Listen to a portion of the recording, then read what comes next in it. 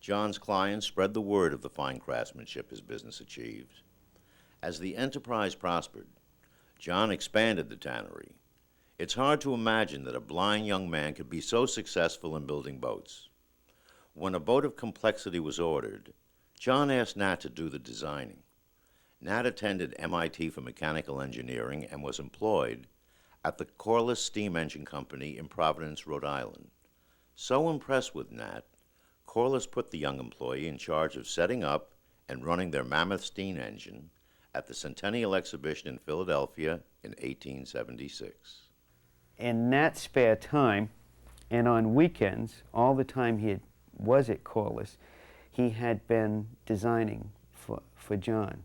John had tried to get Nat to come with him for a period of years and was somewhat unsuccessful at this. His coming with John certainly would mean that he would have to take a reduction in his pay, a slight reduction, but nonetheless a reduction. I think he was reluctant to come in the beginning, but I think John probably painted a rosy picture of the future, and he and Nat reached a gentleman's agreement. In 1877, John obtained some good orders for fair-sized vessels and was anxious for me to join him, and so I did. After he agreed to my precepts, which in outline were to attend strictly and fully to our own business, to improve quality in every way of our products, not to borrow money for capital, nor spend money on the plant until we had earned it, and let our advertising be the work we have turned out. Well, evidently, after they'd had quite a lot of business and made some profits, they decided to just build a boat on their own. The Stiletto was built very lightly with elegant new machinery, boilers and engines, and they proved her out by laying in wait in the Hudson River for the famous Hudson River steamer Mary Powell. The Mary Powell proudly went every day from New York to Albany and was dubbed the fastest vessel in the world. So when the Mary Powell came along, the Stiletto piled on steam, and they were able to pass the Mary Powell. And just to make it clear, Captain Nat steered across the bow of the Mary Powell, slowed, went down the other side, went around the stern, and then they charged on to Albany and got there 10 minutes before the Mary Powell. Well, this was a sensation, and all the New York papers wrote about it. It was free advertising. And Jay Gould, who owned the shipping line, was quite annoyed, and he kind of railed against the Harrishoffs in the newspaper, so it was the best kind of publicity. I suppose almost more than anything, the Stiletto was what brought fame to this company. The Harrishoff Manufacturing Company's reputation for building fast vessels was largely due to Captain Nat's use of innovative technology to produce strong, lightweight hulls.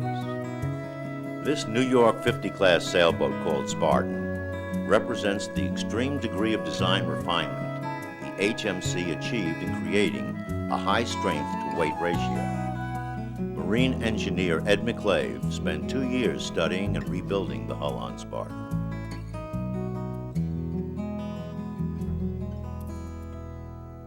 The New York 50s, which this boat is one of, were ordered in 1912 in the fall and were built in the winter of 1912 and 1913, and they went sailing in the early summer of 1913, 9 of them. They were built here at the Harrishoff Manufacturing Company in an assembly line fashion. They were not the only boats that were built that year. There was other work going on in the yard. The hulls were built upside down, the way one would build a 12-foot dinghy. And they were passed from one place in the yard to another. People put the frames over the molds, and they moved on, and the people who put the planks on and the guys who were doing the frames did some more frames. The boats moved down an assembly line, and they went out the door. The size of the frames, the size of the floor timbers, the size of the deck beams, the thickness of the planking are much smaller than would have been customary in boats of this size, and that was a trademark of the Harrishoff construction. It achieved a very light hull. With a very light hull, you can have a lot of ballast. And this boat is about 50% ballast. The lead ballast casting under it is approximately half the weight of the boat. and that allows the boat to carry a lot of sail. The ballast keeps the boat from heeling over, and the more ballast you have, the more sail you can have without heeling the boat over. So these boats are very fast.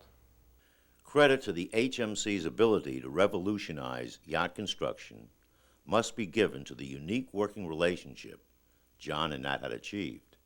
The differences in their personalities suited their positions in running the company. What developed was the perfect partnership where the brothers had great faith in each other, and they were both, I think, very pleased with the division of responsibility where John would get the jobs and run the operation, but Captain Nat would design all the vessels. Each had his own area of expertise, and each had his area of concentration, and there was no crossing. John had his great strength in finances, and the ability to, remarkable ability for a man who was unsighted to keep the economic side of the company in his head totally. And the benefit of this is that it relieved N.G. Harazoff from even thinking about this, which maybe would have been a burden to his creative career. He was the creative one. He was the design genius. Nat's work was here at the yard, supervising design and construction, and of course carrying through on all of the products of his own mind. Everything was generated from Nat's mind, which is a remarkable. He made tours twice a day around the entire yard to check on the work and to modify the direction of the work as needed. They were able to put out the finest product imaginable because it was a project that had been attended to by the man who conceived it at every single day. He was apt to carry around with him in his pocket a little tiny stub of a pencil, and he would just take a little slip of paper, or maybe you can imagine even the back of some sandpaper or something, and he would make a little sketch like that of what changes he wanted. From the initial inspiration to its completion, whether it was a special block or whether it was a cup defender, the concept began in his mind and slid down his ways, and he had his finger on it during the entire period. That total control by one man is what makes this company unique. Nat's creative control existed only because John could single-handedly run the company. He had the mental ability, even though he was blind, to do all the estimating. He just did it in his head. It's incredible that compared to the modern day computers and complicated techniques of estimating a job, J.B. would just do it in a quiet room in his head. He could calculate, it's my understanding that he could calculate the price of something as complex as a gunboat for, say, the Spanish government in something like a half hour. In one instance, while traveling in England, Nat sent a letter to John describing the size and shape of a boat they were to bid for. From the description of no more than a few sentences, John sent back the exact price for the boat. At one time, he ordered a brand new large piece of machinery, and he had worked out in his mind how it would be taken into the shop. But when the machinery arrived, the foreman and the men couldn't fit it through the door. And finally, they sheepishly went to J.B., and he grabbed his cane, which was marked off with divisions for measuring, and he went right out there and he remeasured the doorway and he measured the machine. And for a blind man to be doing this was remarkable. And he quickly figured out how the machine would be able to get in the door. And he told them how, and they turned it that way and they got it right in. As the Industrial Revolution marched on, a handful of men, the captains of industry, were making an extraordinary amount of money. The The New York Tribune in 1892 tried to compile a list of all the millionaires in America and came up with a total of 4,047. There were men who made fortunes, for example, inventing a new kind of plumbing valve, or inventing Vaseline, or inventing any number of products that now could be sold to a market that no one had ever dreamed of even 30 years earlier. There's always been people with money in America, but there had never been so many with so much of it in so short a time. If you have a culture of millionaires and they're all eminent, how do you achieve preeminence among eminence? And one of the ways that you sort out the layers of who's rich and who's not rich is what they can afford to do and with how much. And the yachts were one of the best examples of this. The bigger the yacht, the more lavishly it's furnished. It is a floating party vessel in one sense, not just a pleasure boat, but a floating party vessel. But once society began to take over Newport, as it did on a grand scale in the 70s and 80s, and once the demand for yachts picked up, there was no yard in America that was more suited and more conveniently located for serving that market than the Hershof.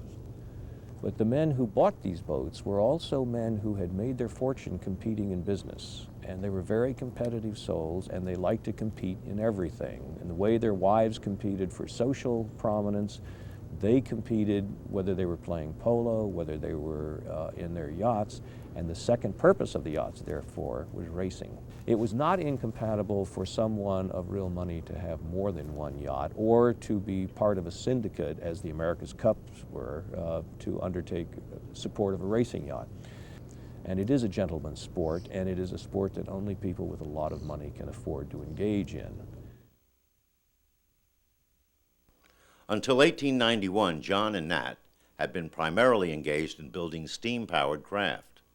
This was largely due to the success of Stiletto and some lucrative government contracts for torpedo boats.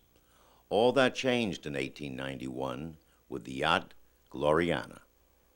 The wealthy industrialist E.D. Morgan, who had a summer cottage in Newport, rode his private train to Bristol to visit with John and Captain Nat.